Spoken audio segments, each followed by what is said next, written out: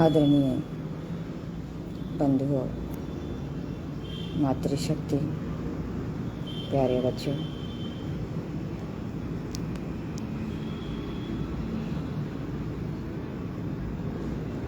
YouTube और Facebook के live session में डॉक्टर सुशीला योगाचार्य की तरफ से शुभकामनाएं।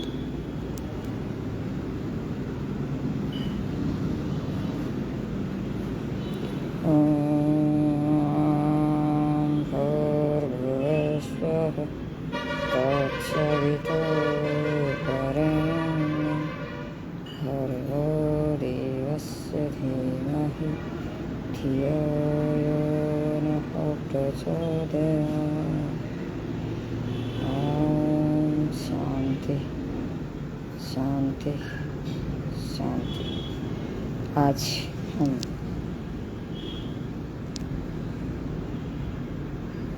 योग सूत्र की चर्चा करने जा रहे हैं। योग सूत्र में समाधिपाद के प्रथम सूत्र और द्वितीय सूत्र मैं आपके समक्ष प्रस्तुत कर चुकी हूँ, लेकिन फिर भी सूक्ष्म रूप से इसकी व्याख्या करते हुए और तृतीय सूत्र की ओर हम बढ़ेंगे। तो तृतीय सूत्र जो मैंने अभी आपको बताया है, उसके बारे में भी चर्चा करेंगे। जैसे प्रथम पाद का प्रथम सूत्र है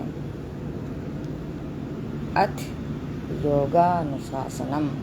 अथ माने अब, योग माने योग, जैसे समाधि, जिसे हम समाधि कहते हैं। भगवान श्री पतंजलि जी हैं, महर्षि पतंजलि जी हैं, इसमें योग का मतलब बताते हैं समाधि। और अनुशासन का मतलब होता है अनुशासन। तो अब हम योग के एक अनुशासित, जिसमें अनुशासन भरा हुआ हो, उस ग्रंथ की चर्चा करने जा रहे हैं, या फिर इस ग्रंथ की रचना करने जा रहे हैं। तो बहुत ही सुंदर दोहा कि अब हम इस योग के एक अनुशासित ग्रंथ की रचना करने जा रहे हैं, या इसके बारे में बताने जा रहे हैं। फिर दूसरा सूत्र आता है योग, यार इसमें मतलब महर्षि पतंजलि ने इसमें इस योग की चर्चा है वो 3 रूप से की है। एक तो युज समाधो, एक है युजिर योगे, एक है युज संयमन। तो युज समाधो का मतलब होता है समाधि, योग का मतलब है समाधि। तो भगवान श्री महर्षि पतंजलि जी ने बताया, और योग सूत्र में समाधि, युज समाधि की चर्चा की गई है। फिर आता है युजिर योगे, का मतलब होता है योग फल। फिर है युज संयमने, नियमन करना। योग का मतलब नियमन करना। तो इस 3 रूप से किया, युजिर योगे, युज समाधो और युज संयमने। इस प्रकार से महर्षि पतंजलि जी ने इसके अर्थ की चर्चा की है। तो और समाधि बताया है, योग का मतलब समाधि। फिर आता है दूसरा दोहा समाधिपाद का। महर्षि पतंजलि जी ने कहा है कि मतलब अब जब हम इस एक अनुशासित ग्रंथ की जब हम रचना करने जा रहे हैं, उसमें क्या क्या चीज़ समाई हुई, तो शुरुआत से वो चर्चा करते हैं। तो कहते हैं योग है चित्त वृत्ति निरोध है। योग क्या है? चित्त की वृत्तियों का निरोध करना है। योग माने तो जैसे मैंने आपने 3 अर्थ में मैंने बताया है, युज समाधो युजर योगेर युज से, ये मैंने इस प्रकार से इसका 3 रूप से डिफाइन किया है। उसके बाद में चित्त है वो हमारे एक अंतःकरण का भाग है, जिसमें चार भाग होते हैं, जिसमें ये चित्त भी एक है। जो चित्त की चर्चा भगवान श्री महर्षि पतंजलि जी ने की है इस योग सूत्र में, और उसने ये भी बताया है कि ये अंतःकरण का भाग है, और अंतःकरण में मतलब अंतःकरण के 4 अंग होते हैं, जिसमें मन है, बुद्धि है, चित्त है, अहंकार है। इन चारों की चर्चा मैंने की है। तो मन तो मनन करता है, चित्त है वो चंचल है और संकल्प विकल्प का काम करता है। बुद्धि है, उसमें मैं की भावना है। तो जिसके अंदर ये कहते हैं मतलब जिसके अंदर मैं की भावना है वो कभी किसी का भला नहीं कर सकता। उसका अहंकार जब मौजूद है तो वो योग के लायक ही नहीं है, योग करने के लायक ही नहीं है, योगी हो ही नहीं सकता। जिसका मन स्वच्छ नहीं है वो भी नहीं हो सकता। जिसका मन चंचल है, चित्त चंचल है, वो भी नहीं हो सकता। बुद्धि है तो इस बुद्धि को भी मतलब ये उन्होंने चर्चा की है। तो ये चित्त है वो अंतःकरण का भाग है। चित्त जैसे जड़ स्वरूप है, जिसकी उत्पत्ति है वो चित्त की उत्पत्ति कहाँ से होती है? सत, रज और तम, मतलब सत्व गुण, रजोगुण और तमोगुण। इनसे ये 3 गुण होते हैं जो गीता में भी बताए गए हैं और भगवान श्री महर्षि पतंजलि जी ने भी बताया। तो इनसे इस चित्त की उत्पत्ति होती है, और जिसमें जैसे मतलब ये सत, रज, तम है, ये इनके बारे में भी मैं डिफाइन करूँगी पूर्ण रूप से, और अब भी थोड़ा थोड़ा बताती आपको जाऊँगी। जैसे सतोगुण है तो ये प्रकाशशील है, क्योंकि इसमें प्रकाश की मात्रा होती है, मतलब ये व्यक्ति है प्रकाशशील होता है और मतलब आगे की तरफ बढ़ता जाता है, तेजोमय बनता जाता है। तमोगुण है वो क्या है? स्थैर्यशील है, वो स्थिर है। और रजोगुण है वो क्या है कि प्रगतिशील है। जैसे रजोगुण में ये क्षत्रिय भी आते हैं और जो संत वगैरह ये है मतलब सतोगुण में आते हैं। तमोगुण तो जैसे ये होती अंधकार में जीवन है तो इसको अंधकार में गुण है तो इसको तो वैसे न के बराबर ही है, लेकिन ये इसकी चर्चा तो भगवान महर्षि जी ने की है। फिर इसमें जैसे मतलब ये तीनों अंतःकरण के भाग आगे तीनों या चारों तो इसके बारे में मैंने आपको थोड़ा सा डिफाइन किया।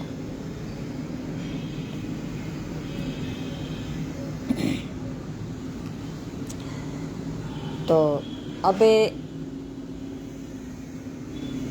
चित्त की भूमिया के बारे में भी पतंजलि महर्षि जी ने चर्चा की है कि चित्त की भूमिया कौन सी होती है। क्योंकि चित्त जब हम बता रहे हैं तो चित्त के बारे में थोड़ा बहुत तो कुछ अपना वो डिफाइन करें ताकि मतलब कुछ समझ में आएगा मतलब ये क्या है। तो चित्त की भूमिया क्या होती है? चित्त में जैसे 5 प्रकार की भूमिया होती है। एक तो क्षिप्त, एक मूढ़, एक विक्षिप्त, एक एकाग्र और एक निरुद्ध। तो चित्त इतने प्रकार का होता है। क्षिप्त चित्त है वो तो रजोगुण प्रधान होता है, तमोगुण और सतोगुण को गौण कर देता है। वो रजोगुण होता है मतलब प्रगतिशील होता है, मतलब चंचल होता है, इस प्रकार से होता है। और मूढ़ प्रकृति की जो भूमिया है चित्त की, उसमें क्या होता है? तमोगुण प्रधान होता है, मूढ़ मूर्ख इस प्रकार से होता है।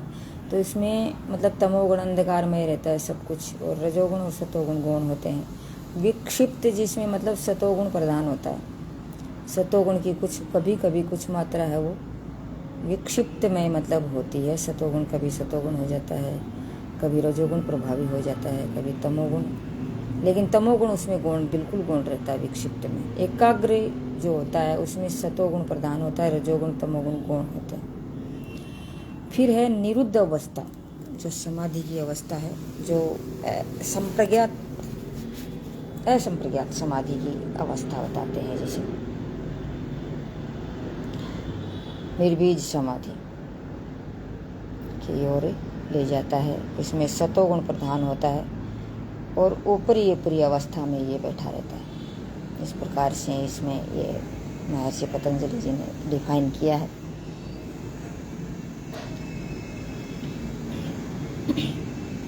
वृत्ति, वृत्ति क्या होता है? व्यापार,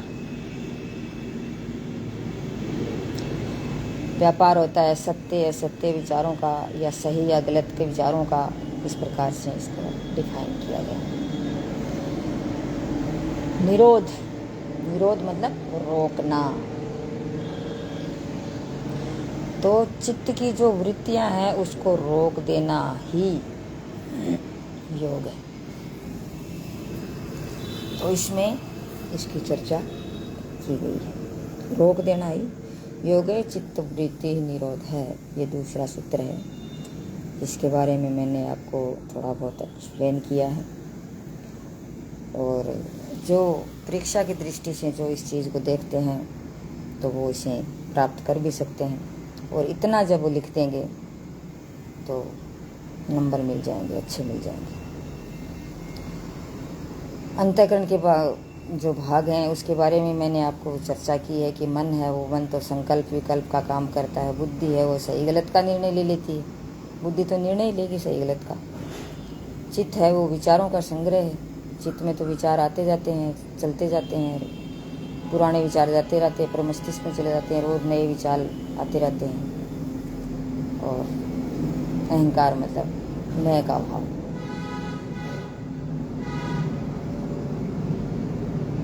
मन में प्रस्फुटित रहता है।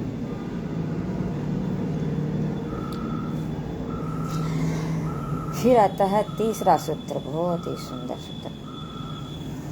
पहला अथ योगानुशासनम, दूसरा चित्त योग है, चित्त वृत्ति निरोध है। ये योग की परिभाषा भी है, भगवान महर्षि पतंजलि जी ने दी है कि योग की परिभाषा क्या है। तो हम इस परिभाषा को हम देख सकते हैं। इससे बहुत सारे क्वेश्चन बनते हैं परीक्षा के अंदर कि चित्त के बारे में पूछ लेंगे, चित्त की भूमियों के बारे में पूछ लेंगे, या वृत्तियों के बारे में, वृत्ति क्या है इसके बारे में पूछ लेंगे, निरोध के बारे में पूछ लेंगे, या फिर अंतःकरण के भाग कौन कौन से उसके बारे में पूछ लेंगे, या मन क्या है, या बुद्धि क्या है, चित्त क्या है, अहंकार क्या है। बहुत सारे क्वेश्चन बनते हैं, कम से कम भी 10-15 प्रश्न बनते हैं। कोई भी प्रश्न आपसे टेस्ट में आपसे पूछा जा सकता है। फिर तीसरा सूत्र आता है कि इस प्रकार की जो वृत्तियां हैं उसकी चित्त की वृत्तियों का निरोध हो जाता है। तो भगवान कहते हैं, महर्षि जी कहते हैं, तो व्यक्ति कैसा हो जाता है? तो कहते हैं तदा दृष्टु स्वरूपे अवस्थानम। दृष्टो बोला है जीवात्मा को, और स्वरूपे माने अपने स्वरूप में आ जाना। तो अपने जीवात्मा है उसका अपने स्वरूप में आ जाना, जैसे आत्मा है वो अपने स्वरूप में स्थापित हो जाती है। जब व्यक्ति को जैसे कलेश संस्कार कर्म फल सब चीज़ें नष्ट हो जाती हैं। कर्म फल संस्कार के बारे में भी आगे बहुत दिया है योग सूत्र में।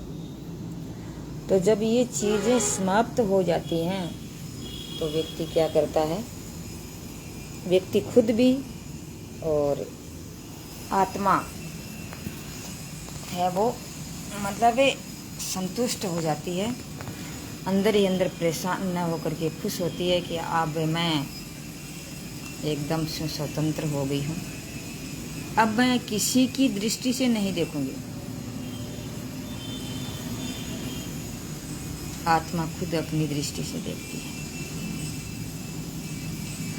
और नहीं क्या होता है कि उसका चित्त का जो प्रभाव है वो आत्मा पर पड़ता है, वो चित्त की जो दृष्टि है उसके अनुसार वो आत्मा देखने लग जाती है कि जैसे ऐसा ये करता है वैसे ही ऐसे ही हैं, हम भी ऐसे ही हैं, और वो एक अस्वच्छ हो जाती है, उसका खुद का कोई नज़रिया नहीं रहता है। और जब वो सभी वृत्तियों का नाश हो जाता है, संस्कारों का नाश हो जाता है, क्लेशों का नाश हो जाता है, तो आत्मा अपने स्वरूप में स्थापित हो जाती है। बहुत ही सुंदर सूत्र भगवान महर्षि पतंजलि जी ने दिया है। इतना सुंदर सूत्र, इसको समझकर व्यक्ति है वो अपनी आत्मा को मजबूत बना लेता है, खुश बना लेता है। उसके बाद में महर्षि पतंजलि जी कहते हैं, अगर वो आत्मा है जो अपने स्वरूप में स्थापित नहीं होती है तो उसके बाद में क्या होता है? जैसे मैंने आपको बताया ना कि वृत्तियों के अनुसार, चित्त के अनुसार ये मतलब आत्मा देखती रहती है, उसका प्रकाश उस पर पड़ता रहता है और वो उसके अनुसार देखती रहती है और वैसी ही हो जाती है। इसलिए आत्मा को, आत्मा स्वच्छ है तो उस निर्मल है तो उसको निर्मल रहने दो, उसको उस पर किसी चित्त का, मन का या जो चंचलता है इसका कोई प्रभाव पड़ने मत दो। अगर ये प्रभाव उस पर पड़ने दोगे तो आत्मा दूषित हो जाएगी, आत्मा अपने अनुसार नहीं देखेगी, दुखी होगी। वो सोचेगी कि भगवान ने एक शरीर रूपी जो मंदिर दिया है उसमें मेरा वास है, मैं उसमें निवास करती हूँ, लेकिन मैं अंदर ही अंदर दुखी हूँ। इसलिए तो कहते हैं ना, अपनी आत्मा की सुनो, जो तेरी आपकी आत्मा जो कहती है उसके अनुसार काम करो, अपने मन के अनुसार मत करो, अपने चित्त के अनुसार मत करो, लेकिन अपनी आत्मा के अनुसार करो।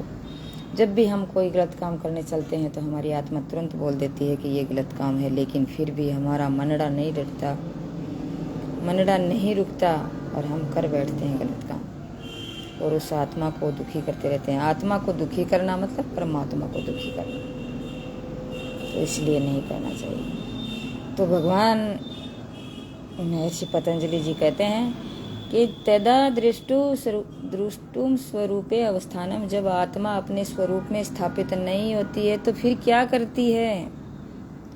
तो कहते हैं वृत्ति सारूप्यम इत्रत्र, फिर क्या करती है वो आत्मा? इत्रत्र मतलब इसके अलावा या इस प्रकार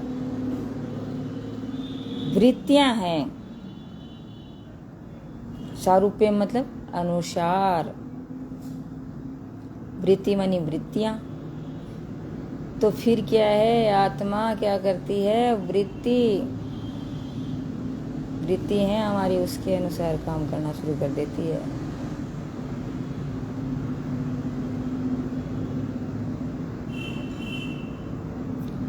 और उसके अनुसार ही वो समझने लग जाती है कि मैं आत्मा हूँ, मैं ऐसी ही हूँ, तो वृत्तियाँ जैसी करती रहेंगी वैसे ही मैं हूँ, और वो अपना अस्तित्व खत्म कर देती है, उसके प्रकाश से प्रकाशित होती रहती है और वैसे ही काम करती जाती है और अंदर से दुखी रहती है। और व्यक्ति परेशान होता रहता है, आत्मा परेशान होती रहती है।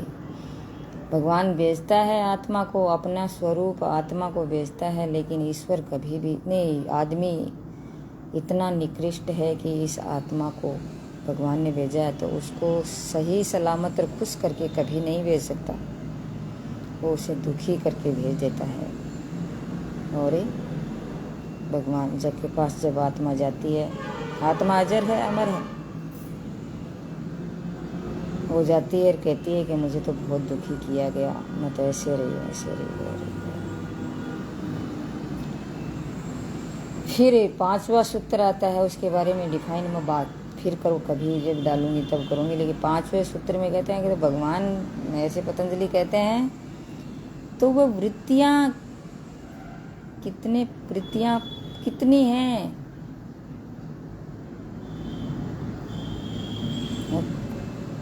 तो जैसे वो फिर उसकी वृत्तियों के बारे में बताता है और वृत्तियाँ कितनी हैं वो बताता है, और कैसी हैं वो वृत्तियाँ उसके बारे में डिफाइन करता है। तो कितने प्रकार की हैं उसके बारे में बताता है। फिर धीरे धीरे उसकी वृत्तियाँ की कौन कौन सी वृत्तियाँ हैं, फिर वृत्तियों के बारे में डिफाइन करता है। इस प्रकार से चलता है। तो थैंक यू। जय हिंद, जय भारत। आज रशिक।